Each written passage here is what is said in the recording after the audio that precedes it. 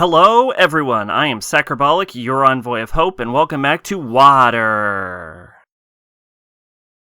Queen's Blade, the Exiled Virgin, is centered around the Queen's Blade tournament, which will decide who is the most powerful and beautiful woman in the land so that she can become the queen of the continent. Why beauty is part of a fighting tournament, I'm not sure, but if you win, you are the most beautiful. That has been established.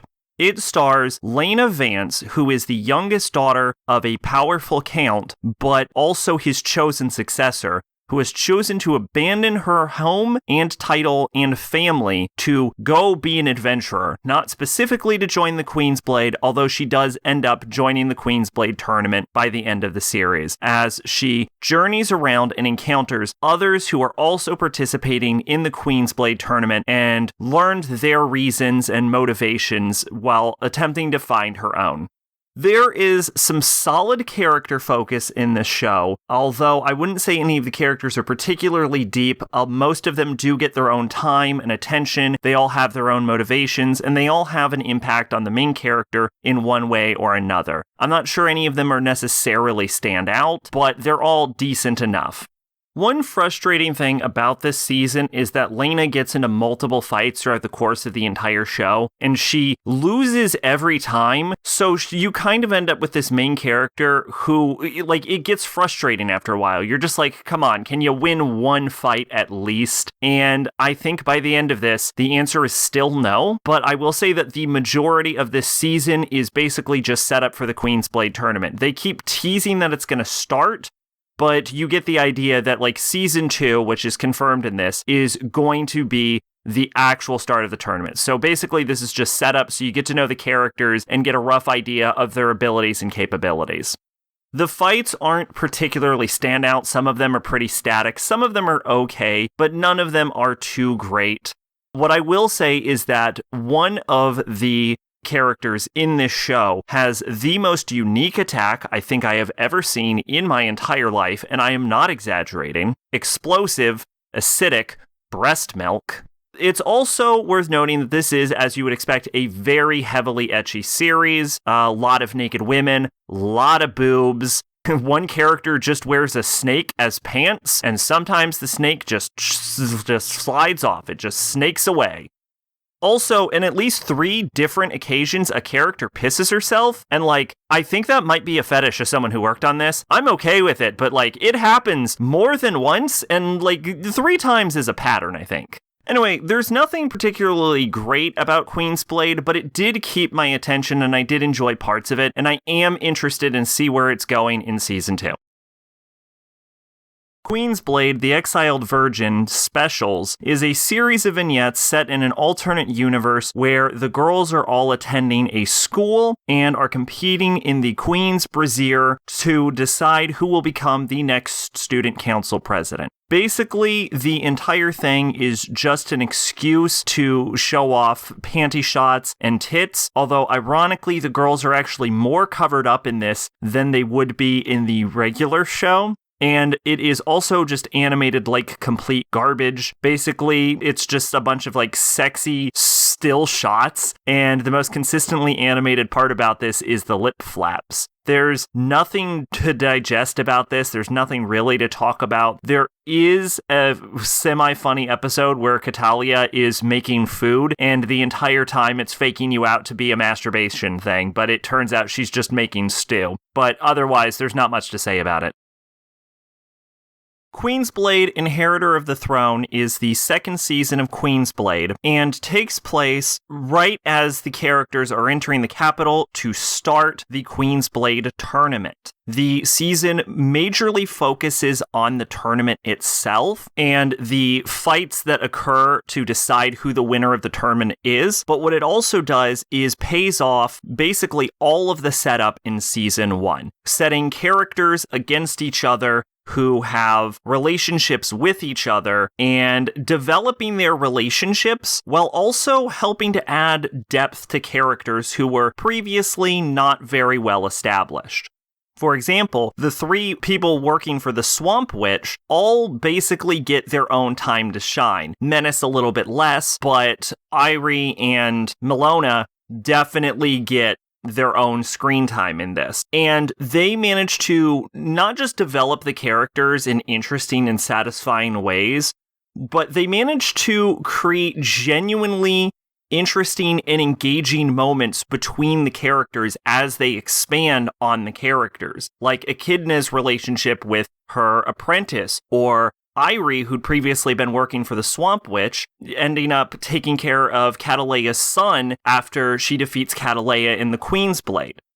A major focus of this is also a sort of underlying mystery surrounding Queen Aldra, who is the current queen of the continent. See, Queen Aldra comes off as this invincible figure in Season 1, and Season 2 does nothing to quell that. She genuinely seems like an insurmountable threat. But what ends up happening is there is, of course, the mission from the Swamp Witch's subordinates to try and take her down, but also the angels trying to figure out what her secrets are, because she's essentially, the Queen's Blade tournament is usually overseen by heaven. She has seized control of the tournament and is twisting it for her own devices. So a question kind of becomes, who is she? What is she? Is she a demon? Is she a human? Is she something else? So there's this underlying mystery that ties in with not just one, but basically every other character's arc in the entire show. Everyone in the story, except for maybe Nyx and the elves, has a direct relation to Queen Aldra, to the Swamp Witch, and to the central conflicts of the story. And they all get their own time to develop in their own moments. And there are some genuinely great ones in this. Like Shizuka and Tomoe's fight is genuinely heartbreaking. And I know that this season won me over when Lena drops that thunderclap at the end. I fucking popped off. I was so excited. This season is surprisingly good on just about every level. The only thing I'm worried about is that Season 2 is so good and so well handled and ends so perfectly that there's like 5 other seasons after this, and I can only imagine it's all downhill from here.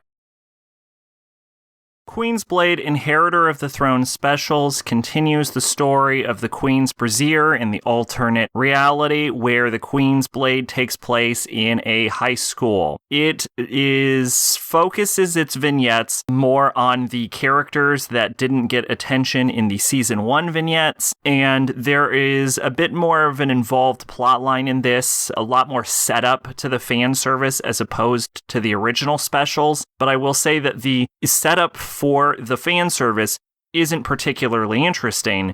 So while you're going through it, really all it makes you do is sit through more crap, and you basically get less bang for your buck. Not that I'm particularly into the fan service from Season 1. Its specials, it was pretty lazy, but at the very least, it was there. And I don't have to sit through this elaborate setup of Nyx trying to get Melfa to fuck around with Funicula, alright? These are just boring.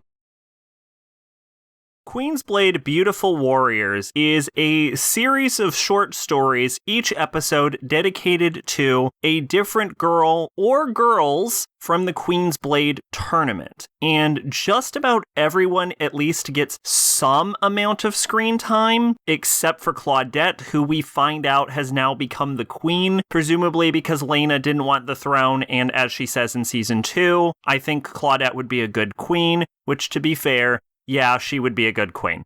The quality of the episodes is a little inconsistent. Ironically, despite being one of the best characters in the show, Irie's episode was actually one of the weakest, where she basically reaffirms her loyalty to the Swamp Witch because she feels she has to, being a wraith, but we do get to see what was going on with Menace and her actual success at reforming the Kingdom of Amara, but that episode is also just kind of the girls trying to get Ari to chill the fuck out, so that episode can also get kind of boring. The elves managed to get a halfway decent showing and some interesting character development, and I feel like we don't necessarily develop anything with Elena, but at least we get a little bit more of an idea of why she is the way she is, and Echidna at least gets some screen time in that. And Elena, of course, being the younger sister of Lena, right? Lena also shows up in the first episode to save her sister, and she can just cause explosions when she swings her sword now, which is an interesting implication because we know that Lena integrates the techniques of the people she fights into her own fighting style, which implies at some point after the end of season 2, Lena just fought someone who can create explosions with their sword.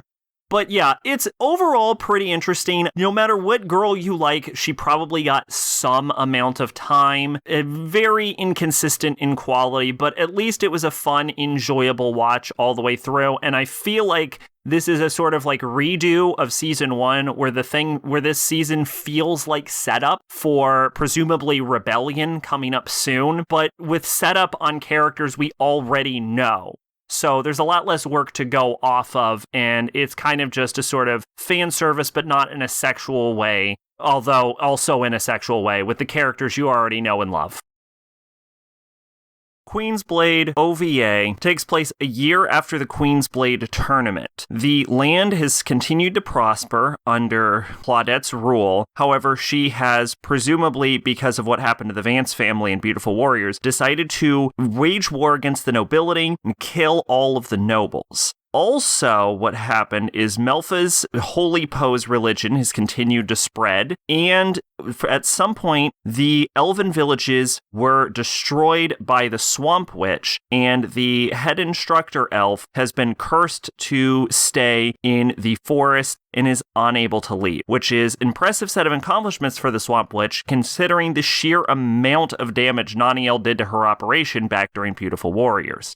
It introduces and focuses on 2 characters, Annalot, who is the daughter of a nobleman who was raised as a boy but comes to accept that she is a woman, which is weird that there's this kind of power structure in the setting because Lena was set to inherit the Vance family. And the ruler can literally only be a woman, so why she had to be a man, I'm not sure. It seems like this would be an exclusively matriarchal society all across the continent. Don't think about that. Anyway, she is on the run from Claudette's forces who are trying to kill her because she's a noble, encounters the elf instructor, and begins to take up and learn swordsmanship from her. The other character we're introduced to is Sigwe, who becomes an inquisitor for the Melfa's Holy Pose Church. We know Melfa works for the church, and we know she's the one that started the Holy Pose thing because the Holy Poses are just based off of her misinterpreting her grandmother's porn books. But we also know that Sigwe uses the holy poses used by Melfa. So it's not clear if Melfa has started her own church or the holy pose thing just caught on during the Queen's Blade. But regardless, Sigwe uses Melfa's holy poses, and she believes that all heretics who worship Satan should be burned at the stake, and so she burns a lot of people alive in this. It is interesting. I think it mostly sets up the characters that'll presumably be relevant in Rebellion, but it also, I think more importantly than that, really sets up the world and tells you what's been happening to the world of Queen's Blade since Beautiful Warriors, since the last Queen's Blade tournament. And I think the world building is kind of where this shines. It also gives a bit of a focus on 2 characters that are still a little undercooked, the elf instructor and of course Steel Princess Ymir. They get plenty of screen time, but I think conceptually there's just not a lot to do with them, and so screen time's really all you can give. Anyway, it's an overall decent OVA series, but it's pretty short, and again, it's just another setup. Queen's Blade OVA Special is divided into 2 parts. The first part is centered around the head elf instructor, and both OVAs take place from a second-person perspective where the character of focus is addressing you. In the first part, the elf is basically going through a bit of a workout routine. It starts off with some yoga posing before going into crunches, and then bicycling before ending in push-ups. The entire time, they sort of zoom in and focus on various sexually attractive portions of the elf's body. Definitely designed to titillate you. And at one point during the push-ups, she takes her top off and presumably has a nipple orgasm, I think is what happened. The exercises portrayed in this are probably too intense for the average person this is targeted to. The raised leg crutches and the bicycle kicks go on for a bit of time, and I'm not going to say this would weed out everyone, but I imagine that the targeted demographic of Queen's Blade, probably only 90% of them can't do that, right? But where it gets really crazy is when it gets into the push-ups. She cranks out a set of 50 push-ups. I haven't been able to do that in years. I imagine less than 1% of the audience can actually put out the amount of push-ups she does. If you're trying to match her rep for rep, you'll probably fail unless you're in the military or you're really into personal fitness. OVA 2 is centered around Tsugu, who was introduced in the last OVA series, and it goes through Melfa's holy poses, and this one has a bit of a lore implications because it shows that the holy energy of God comes up from the floor and then emerges from the priestesses based on whatever the pose is focusing its attention on. So could be the mouth, could be the cleavage. One time you see it through cloth emerge from inside of the vagina, and she also explains the purposes of the poses and what they do. The OVAs actually have impressive sound design. They focus a lot on very soft, muted grunts from the girls, and I think most impressively, whenever there's a zoom in on the cleavage, you can literally hear their tits clapping together. So whoever did the sound design outdid themselves, but it's probably the best made part of the OVAs. Here's the thing. These two OVAs are just fan service. There's no way you're supposed to actually match their actions. Most of the audience probably can't go beat for beat, and there's basically nothing that actually happens in them. They're honestly boring and lazy. It's literally just a cheap pop-off. Queen's Blade Rebellion is what it's all been leading up to. Claudette's gone insane, and it's up to Annalot to take her down with her new elf training. Or at least so you'd assume that's what it's about, on account of it being called Rebellion, and the whole of everything else was leading up to the warriors from the Queen's Blade, what was going on with them, and Annalot getting taken down, the nobles being overthrown, and it's literally called Rebellion. So it seems like that's what it's leaning to, right? And it even managed to establish a villain in Tsugu, who is an inquisitor who just loves to burn people to death. What this really is about is Annalot just wandering around finding girls, and then she adds them to her harem, and then she wanders around some more. At one point, they go to the castle to try and save someone, and then once they do that, they leave the castle. There is an underlying mystery about what's going on with Ymir, because in this, Ymir seems evil. Now, the thing about Ymir is that it was hard to believe she'd gone evil, but she was always a bit of a morally gray character, even in the original series. So evil Ymir didn't seem like it was a push, right? Evil Elena definitely didn't seem like a push. Elena was always a piece of shit. Evil Claudette seemed a little weird, but they do explain evil Claudette in this one. So basically, in this, Claudette has completely, gotten rid of the Queen's Blade. She's like, there's no more Queen's Blade. I'm queen forever. Which doesn't seem like a necessary part of the story, considering it's only been a year from the end of Season 2. But anyway, Annalot kind of loses her way. She's not sure what she's doing. She's kind of fighting against the Queen. She's going around saving and helping people, but she's not in active rebellion. The only person in active rebellion in this entire story, as it turns out, is actually Lena. And you might be wondering, well, hold up, Lena should be able to just walk up and beat the shit out of her sister at any point in time. Why can't she? And they do explain that.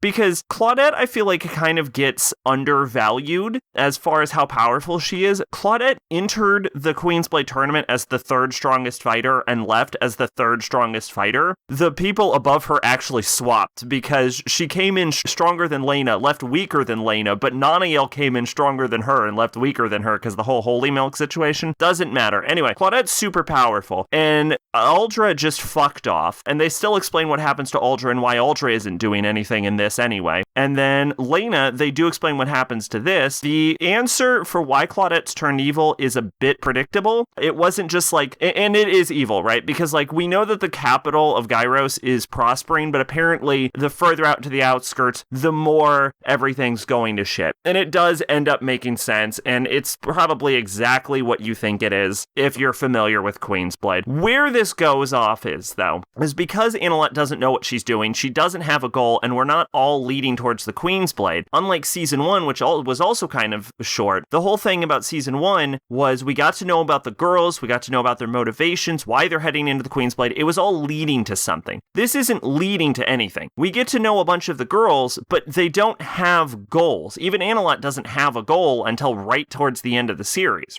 She's just like wandering around trying to find a goal, meeting other girls. And then once the girls meet Annalette, their goal becomes to meet up with Annalette and become part of her harem. So despite the fact that like season 1 was also slow, the slowness in Rebellion isn't in service to anything. It's sort of an adventure story with no point. And the characters aren't particularly well explored. They're not particularly well developed. The fight scenes in this aren't particularly exciting. It's like a rehash of season 1, but it does everything worse. Queen's Blade Rebellion specials are small, cute little vignettes that probably use the characters from Rebellion better than the actual show did. The first one involves Annalette doing divine poses with Sigui. The second one involves the dwarf girls taking a bath with the pirate chick. The third one involves the dragon warrior masochist getting tortured by her goblin. And I realize now that I got the order wrong, and the actual second one was about Luna removing whatever her name is, vibration armor. The order doesn't matter. There's 6 episodes. And then I think the cutest one is actually with Uldra and her new husband. And it is a second-person vignette from the husband's perspective where he is recording Uldra, sometimes in scantily sexually charged situations. But it's cute, it's romantic, you do not get to see the husband. We're probably never going to get to see the husband. And then the final one is actually kind of funny because it's Annalette getting so pissed off she enters demon form because she thinks someone eats her pudding. And the specials inject more personality and utilize the characters better than the actual show. The show's so bland, whereas the specials, there's such a sort of like sense of camaraderie, comedy, levity. It's so much more flavorful and rich and entertaining than the original Rebellion. Vanquished Queens is a short OVA series about telling the story about what some of the Queen's Blade participants were up to after Beautiful Warriors, but before Rebellion. We know in Rebellion that the Swamp Witch basically subdued or cursed the shit out of any of the Queen's Blade participants that were a danger to her, and so this basically tells you what happened to them. Now, Vanquished Queens isn't a bad OVA series by any means, but what it is unpleasant to watch. Because what ended up happening, as it turns out, to most of the Queen's Blade participants was sexual torture. No, I'm not going to kink shame anybody, but what I will say is watching characters that we've grown attached to, grown to like, in situations where they're humiliated, where they're sexually assaulted, and where everything they know about and love is stripped away from them is a kind of rough watch. Now, there is one OVA that isn't like the others and tells the story of Naniel and Irie 100 years, presumably even after the events of Rebellion, after basically all of the other cast members are dead, and honestly, it's kind of boring. The only thing you really get out of that is that maybe the Swamp Witch is dead, maybe she isn't. It's not clear because Irie claims she's working for the Swamp Witch, but then she gets called on that as a lie, so who knows what's going on with that. The thing about Vanquished Queens, though, is it does elaborate on what happened to the characters, and it does help establish some of the underdeveloped Rebellion characters. It's not that it's an unimportant OVA series. It has its place in the greater narrative for the characters, and I would almost say it is an unimportant watch. It's just kind of a rough one.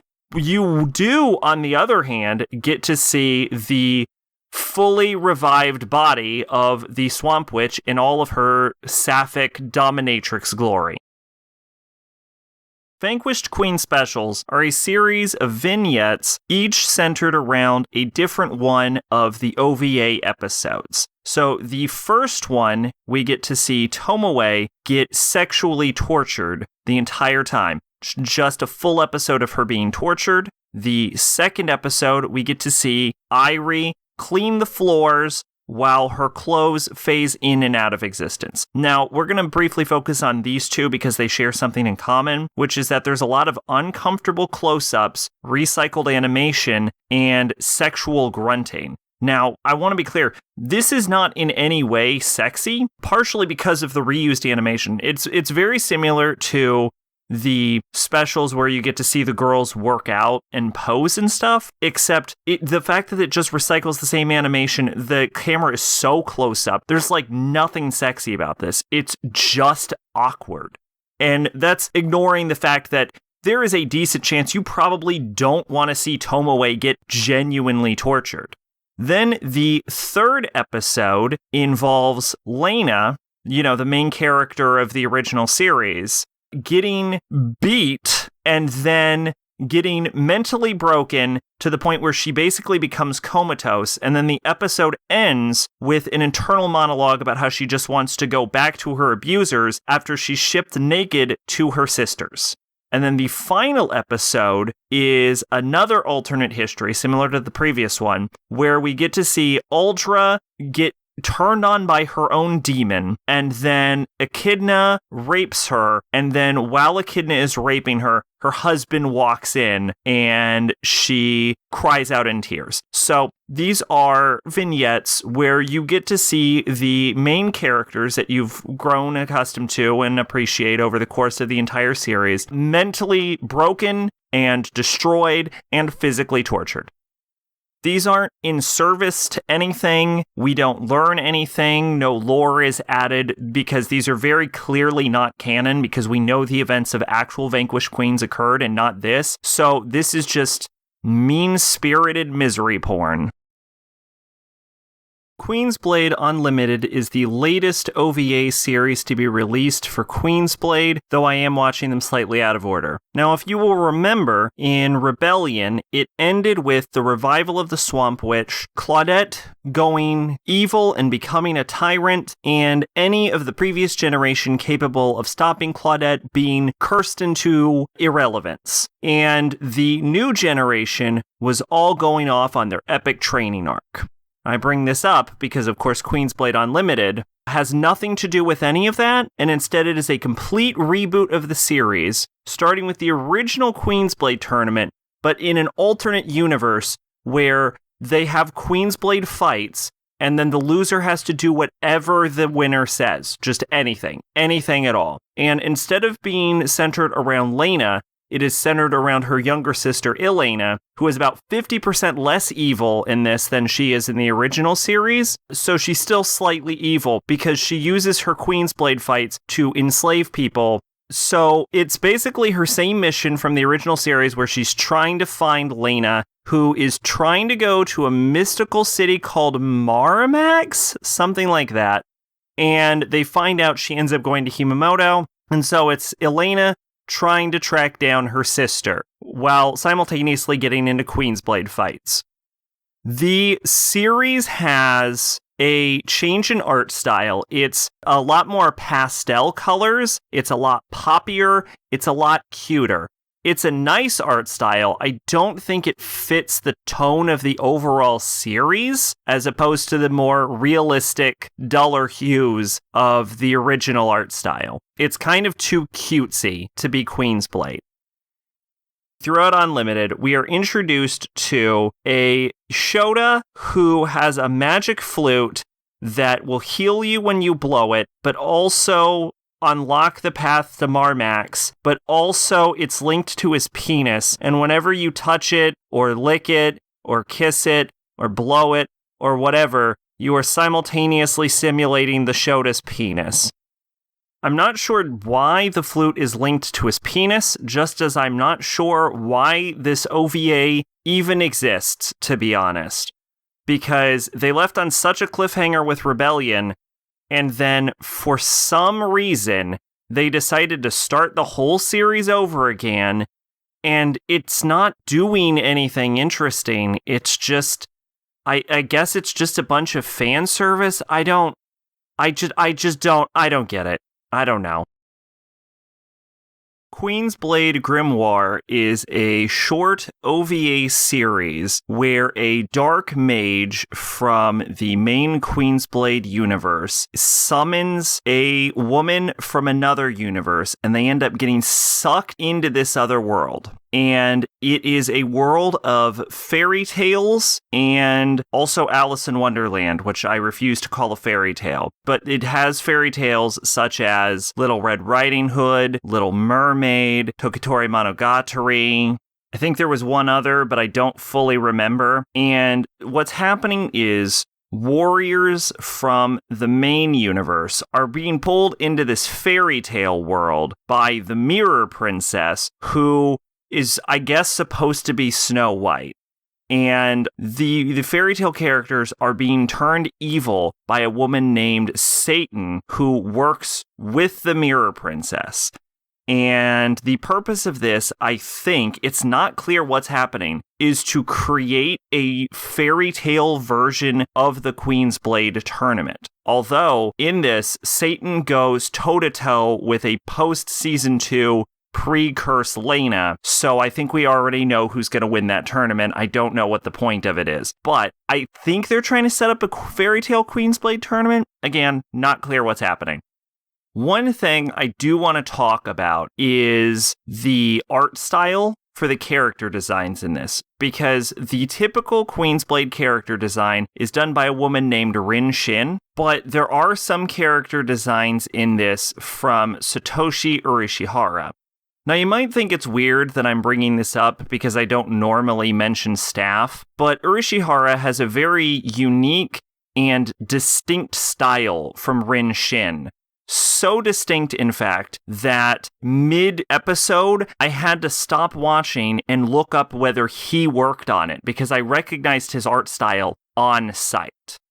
Now, I do like Urishihara's art style, I do like his character designs, but it is worth noting that I also like the designs of Kentaro Miura, but if you shoved a Berserk character into one piece, it would get very distracting very quickly. And that is the situation that happens in Queen's Blade Grimoire. It is incredibly noticeable what characters he made because they don't look anything like the other characters in the series. Also worth noting that I believe Rin Shin did not work on Unlimited. Just thought I would toss that out since we were talking about design changes. Anyway, Grimoire is so very boring and uninteresting, and I did not give a single shit about any of the new characters, although I will say, not an Urishihara design, but the design for Zara, who's Little Red Riding Hood in this, fucking rocks, and her appearance where she rips herself out of the wolf's stomach is sick as shit. But other than some cool art design, this is like so boring and uninteresting to the point that in the middle of the show, I was distracted by the art style. Like, I cared more about who were the artists that worked on this than I did what was actually happening. Twitch and Discord in the description. Thanks for watching. I have been Sacrabolic, your envoy of hope, and this has been WIWR. Bye-bye.